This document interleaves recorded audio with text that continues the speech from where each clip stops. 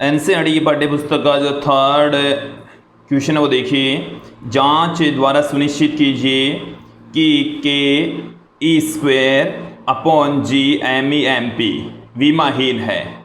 ये जो राशि है उसको मैं ऐसे लिख देता हूँ, K E square upon capital G M E M P है। यहाँ पर भौतिक नियतांकों की सारणी देखकर इस अनुपात का मान ज्ञात कीजिए।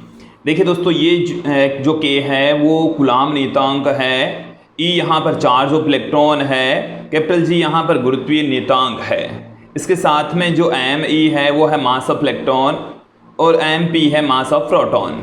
तो यदि हम इन सब का मान पुट कर दें तो हमें क्या मिलेगा। चलिए मैं डायरेक्ट इन सब का मान पुट कर रहा हूँ, आप इनको देखते चले जाएंगे।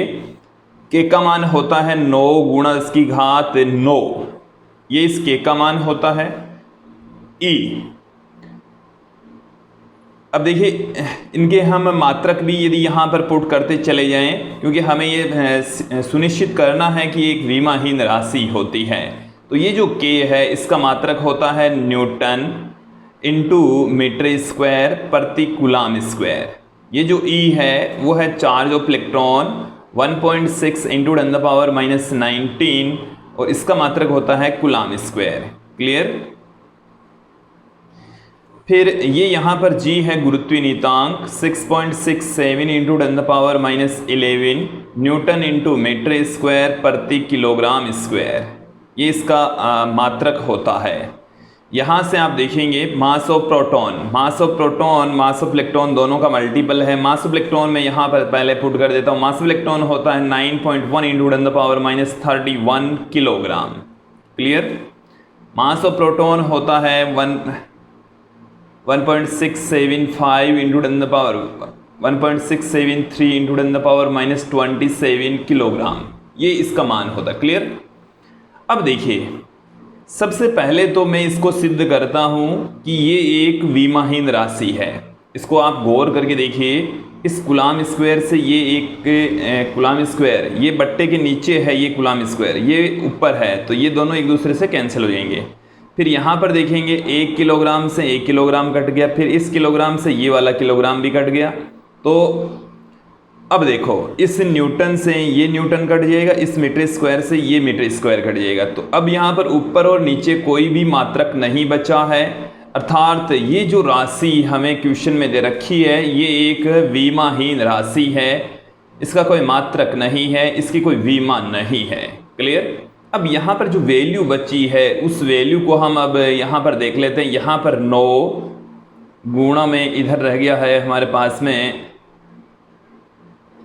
देखिए इसका भी स्क्वायर होगा क्योंकि ई का स्क्वायर है तो सी स्क्वायर आ गया, तो यहाँ पर इसका स्क्वायर भी होगा। तो 1.6 गुणा में 1.6 गुणा में 10 की घात -19 गुणा 10 की घात -19 और ये 10 की घात प्लस में 9 रह गया है, 10 की घात प्लस में 9, ये तो बट्टे के ऊपर वाली राशि आ चुकी है। क्लियर।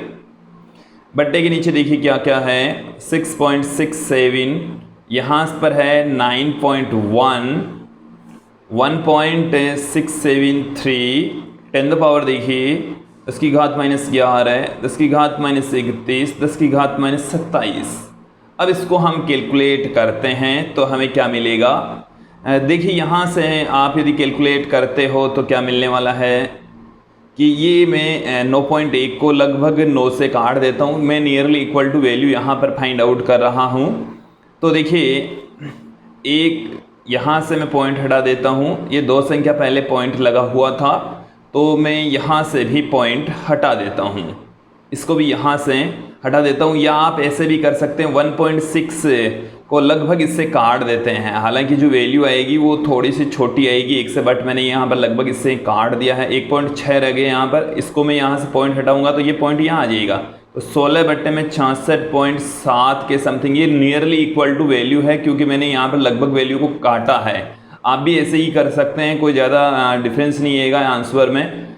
तो यहाँ से देखिए 10 की घात कितनी रह गई है, 10 की घात -19 माइनस की 38 रह गई और प्लस की है 9, तो माइनस की रह गई हमारे पास में 29। जब ये वाली घाते बट्टे से ऊपर जाएगी तो कितना हो जाएगा प्लस में हो जाएगी सारी की सारी घातें ही, तो प्लस में 11 हो गया, प्लस में 31 हो गया, माइनस में प्लस में 27 हो गया। तो देखिए क्या निकल कर आ रहा है कि माइनस में 29 और प्लस में 27, तो माइनस की 2 रह गई, यहाँ पर माइनस की 2 रह गई, और ये प्लस की हो गई 42, प्लस की कितनी हो गई 42 हो गई। तो प्लस की तो है 42 और माइनस की है हमारे पास में, प्लस की 42 हो गई है, तो माइनस की हमारे पास में 2 रह गई, तो 10 की घात 40 रह गई है। तो 16 बट्टे में 66.7 गुणा 10 की घात 40 रह गई, और इसे हम 160 बट्टे में 66.7 गुणा 10 की घात 39 लिख सकते हैं। तो यहाँ पर मान लगभग 2.4 गुणा 10 की घात प्लस में 39 आएगा।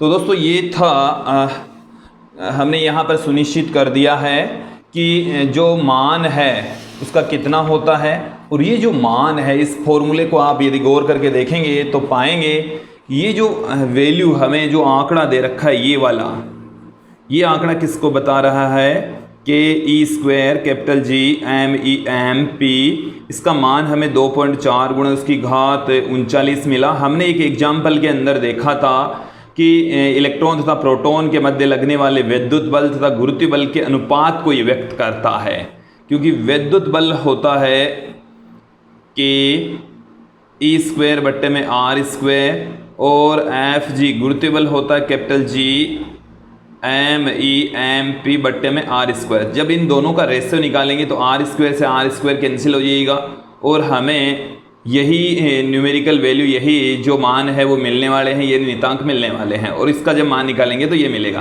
तो इसका मतलब है कि ये जो मान है इसकी वैल्यू इतनी आई है। ये हमें क्या बताता है, यह एक प्रोटॉन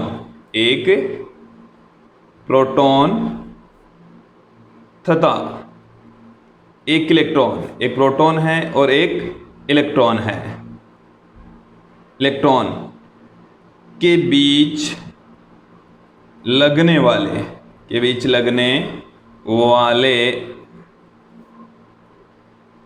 विद्युत बल, ऊपर विद्युत बल है, विद्युत बल एवं गुरुत्वीय बल के अनुपात को बताता है, गुरुत्वीय बल के